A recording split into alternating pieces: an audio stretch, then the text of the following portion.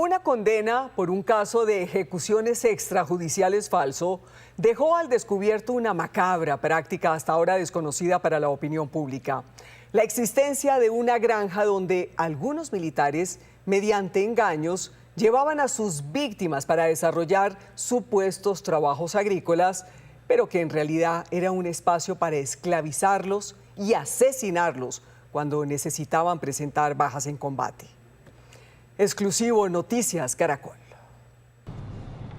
Un reciente fallo por un falso positivo dejó al descubierto que algunos militares llegaron al extremo de agrupar a decenas de víctimas en una finca en donde los llevaban a trabajar durante semanas antes de sacarlos para asesinarlos. El caso se descubrió a comienzos de septiembre de 2025 a raíz de una sentencia del Consejo de Estado que condenó al Ejército Nacional a indemnizar a los familiares de Víctor Manuel Rangel García, una de las más de 6.400 víctimas de asesinato por parte de militares en una macabra práctica conocida en el país como falsos positivos. Mi coronel Bojas era diferente. Mi coronel Bojas, desde el momento que llegó, y que yo me reuní con él, me dijo, toca una baja, 2 bajas, toca darlas como sea. Entonces yo le dije, mi coronel, ¿cómo así como sea? Encima nos toca, si toca conseguir las armas, si toca buscar a la gente. Después de terminar el bachillerato, Rangel trabajó en su natal Cartagena como vendedor de tintos para buscar su sustento y el de su madre.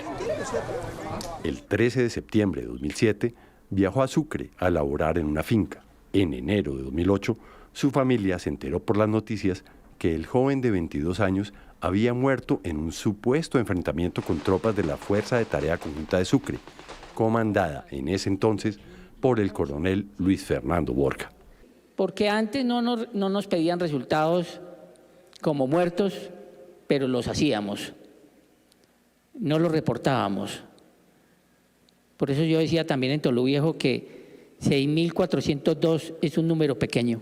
El abogado Javier Villegas es el encargado de la representación legal de la familia de Rangel. Hoy la justicia reconoció que Víctor nunca perteneció a un grupo armado y ordenó al Estado, al Ejército Nacional, indemnizar a la familia de la víctima y pedir disculpas públicas. Justamente durante las declaraciones recolectadas durante años en el proceso de investigación por el caso de Rangel, se descubrió esa escabrosa práctica, la existencia de una especie de granja de almacenaje de víctimas para convertirlos en falsos positivos, un hecho hasta ahora desconocido para la opinión pública. Este caso reveló una práctica monstruosa de jóvenes que eran llevados a una finca, explotados en trabajos agrícolas y luego asesinados para ser presentados como resultados operacionales. En versiones voluntarias ante la Jurisdicción Especial para la Paz, JEP, como esta de julio de 2023, el mayor retirado Orlando Céspedes Escalona, subcomandante de la Fuerza de Tarea Conjunta de Sucre, se refirió a la existencia del lugar y a las prácticas que hacía allí su entonces jefe, el coronel Borja. Más adelante mi coronel, con el tiempo, reclutó como a 15 personas y las metió en una finca a trabajar. Y de esa finca, pues yo nunca tuve conocimiento, solamente sé que él lo hizo. Sacaba a uno, de a dos, iba dando sus resultados. Hasta que básicamente llegó más de 57 bajas, creo. En esa misma versión, Céspedes afirmó que la maquiavélica idea de acumular inocentes para ser asesinados surgió porque era muy difícil conseguir víctimas y había que tener una especie de stock para dar resultados constantes. Cuando yo dije, no, yo hasta aquí participo, ya le corresponde a usted, entonces él empezó a maquinar, porque cada vez era más difícil dar los resultados, porque ya llevaban 20, después subió a 30, después subió a 40, después subió a 50, pues ya no se conseguía gente para eso.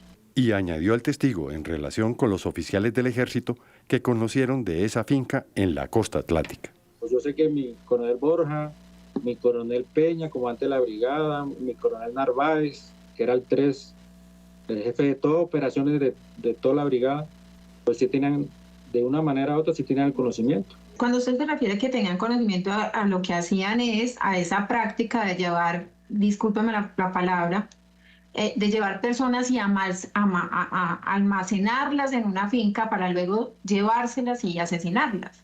Sí, pero eso creo que lo hizo mi coronel Borja. Borja, el oficial al que se refiere, es considerado uno de los mayores perpetradores de ejecuciones extrajudiciales. En la JEP reconoció su responsabilidad directa en más de 60 asesinatos de inocentes. Céspedes, que fue su subalterno, también se acogió a la JEP, que lo investigó por decenas de asesinatos en Córdoba y Sucre. De todas las operaciones que se realizaron con el coronel Borja fueron falsos positivos.